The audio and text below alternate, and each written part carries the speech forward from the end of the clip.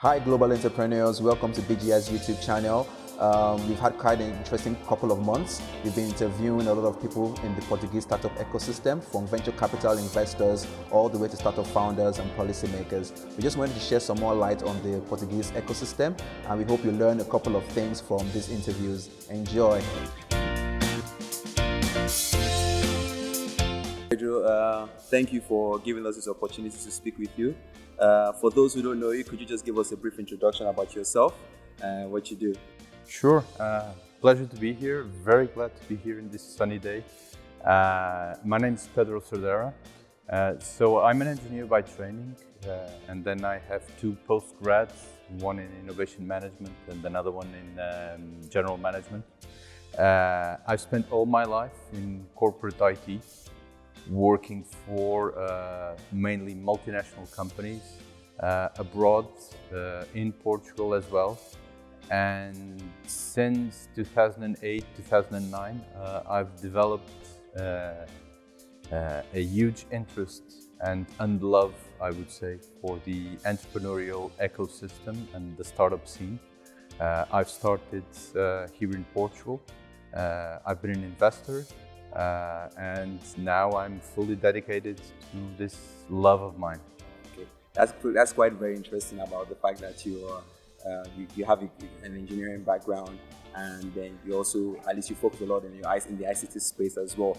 So would you say this is like when you fully transitioned into becoming an investor? Was this like one of the major areas, but naturally you decided to start to invest in, or were there? Did you see the trend in Portugal and decided to diversify beyond the ICT space?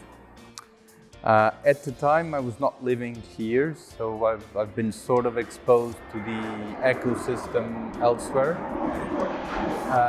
Portugal is a very interesting market if you consider it in the grand scheme of things. It's a market that it's small enough but has enough critical mass so that you can do some very meaningful experiments before scaling to other bigger markets. There's some uniqueness to the demographics that we have here and the numbers. It's a market that's often used by companies as a lab or as a proof of concept. I obviously knew the country very well, so it was a natural idea to start here and then evolve somewhere else and mix and match things as we went along.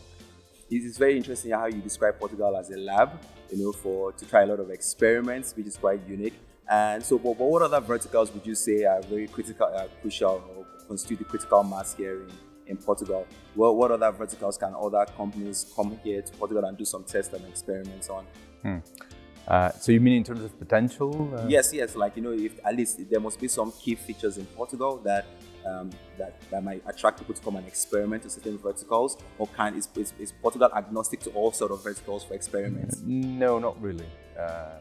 There's some objective factors and some subjective factors, and they all combine together, and actually the mix is very powerful. If you look at the subjective part, so the weather is nice, people are nice, food is good, cost of living it's still very, very manageable if you compare it to other European cities or the US or some other places in the world. So that part and what it can give you as quality of life, if you want to work here, it's incredibly relevant for the people that work on the ecosystem. I would call it the subjective part, which is always nice and can tilt the scales into the direction of Portugal. But there are some very important objective arguments in favor of. One is the access to talent.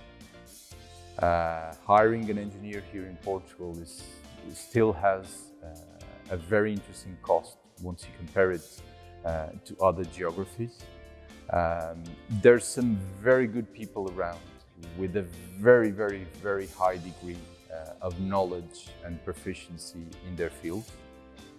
So good talent for a very reasonable price. The attitude, I would say, as well.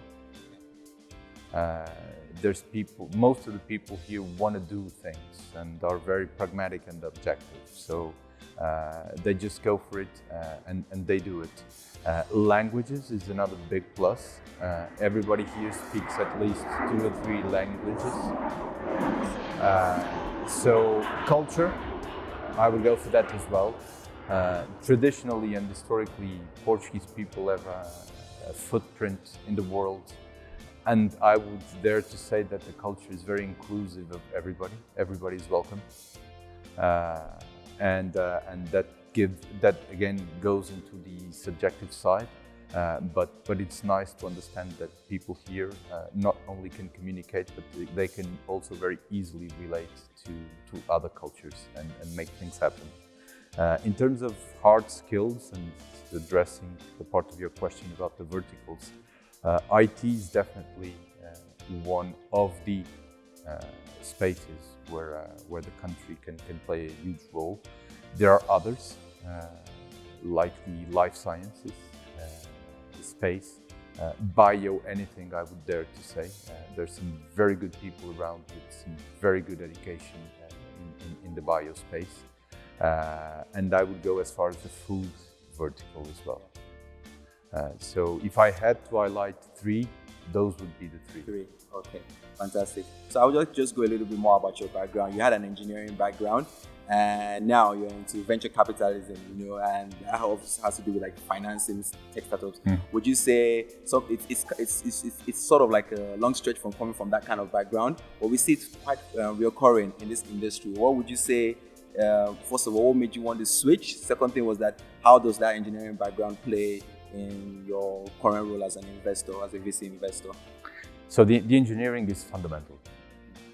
That's what gives me the connection to the ground and to be able to understand if the technology that I'm looking at is real or not, and if it has the potential to go forward, to scale, and so on and so forth. So the technical part is absolutely fundamental. I couldn't do my job without a degree in engineering. That's one thing that I'm very, very sure of. The second part, corporate world is very different than startup world. So in a sense, if I look at my path, I would say that I've done it backwards. If you look at what people do usually in the startup world, they start very small, things get complicated, they scale, you start having to put mechanisms in place to control, to be able to scale, to be able to address, to be able to solve problems through other people and through other mechanisms. And then suddenly you get to what people do in corporate world. Yeah. Okay. So in that sense, having made the path backwards, for me, gives me a very interesting leverage, because I know what's ahead. I've done it, I've seen it, I've experimented with it, so I know when it should come in and where it should fit in the pieces of the puzzle.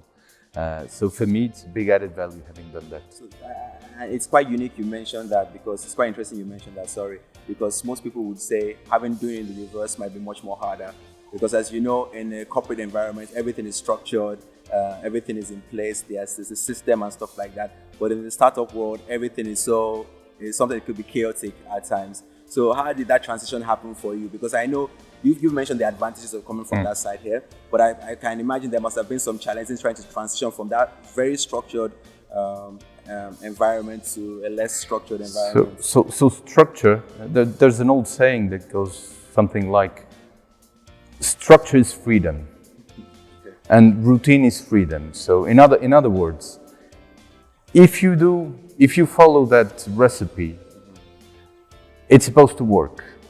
And if you follow it when you need to follow it, then it should come out okay.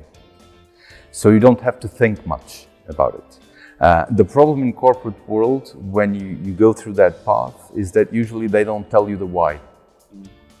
So you're given the recipe without any explanation on how it or why it should be used in this way or that way. It's up to you to experiment a bit and to understand the whys behind it, and the ifs, if there's some, and if it needs to be twisted one way or the other. Chaos is interesting. Everybody drifts towards chaos. It's called entropy. But the fact of the matter is that if you don't put some structure around things, then things start to fall apart. If you're able to recognize when you need to put a little bit of structure, and when that structure can play a good role into freeing up your time and your head and your mind to do something else that requires your attention, it's a very big plus. Yes. So depends on how you see it. Okay. Yeah. So now there's a buzz about Portugal. Portugal is like the new kid on the block in terms of like innovation, startups and stuff like that. So is the buzz overhyped, or is it what's the reality on ground in your opinion? I don't think it's overhyped. There's a few dangers. I mean, theoretically, if suddenly everybody wanted to come in, then hiring engineers would be difficult. Yes. That's a problem of critical mass. But that's a good problem to have. So I don't think we're not at that point yet. I don't know if we will get to that point. It would be a nice problem to have again. But I don't think it's overhyped right now. If you compare it to what goes on in other countries, the costs of context, the cost of work here, it still compares very, very favorably to what happens in other countries. It's not what it used to be. You could hire an engineer for 1,500 euros a month or something like that, and a very good engineer. Maybe now it's not that easy to find that quality for that kind of money, but it's still not very far away. And if you see what happens, for example, in the UK or Germany or France or whatever, it's still very competitive. So things need to be put into perspective. There's still resources. There's a lot of appetite going on for the resources, but there's still some lag room to go. So it would be a nice problem to bump into that. So what's next? What's next for you in terms of investments, for Business Blog, for APBA? What is next? So right now I'm putting together a venture fund.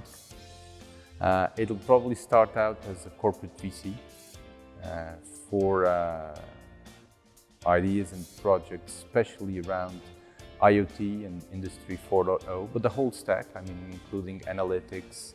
It could go as high as healthcare and anything else, since the revolution that we're seeing happening right now is sensorizing the world. And once everything's sensorized, then we need to be able to make something out of the data that we're collecting. So analytics and machine learning and AI will come to help. And then there will be application of that information into something which is concrete, whether in industry, whether in healthcare, whether somewhere else. So I'm putting together this fund. It'll be my next pet project, and see what happens with that. Fantastic. So thank you, Pedro, for honoring us with this interview. Thank you, and we hope to see you soon again. Real pleasure. Thank you very much. Hi everyone, I hope you really enjoyed that video. If you want to know more about Portuguese startup ecosystem as well as the top promising scale-ups in Portugal, make sure you go to our website at www.scaleupportugal.tech and download all our reports that we've written for the ecosystem. So if you just want to find out about what other activities we do regarding the ecosystem, how we accelerate startups here in Portugal, also make sure you go to www.bgi.pt and send us an email and we'll get back to you. Thank you.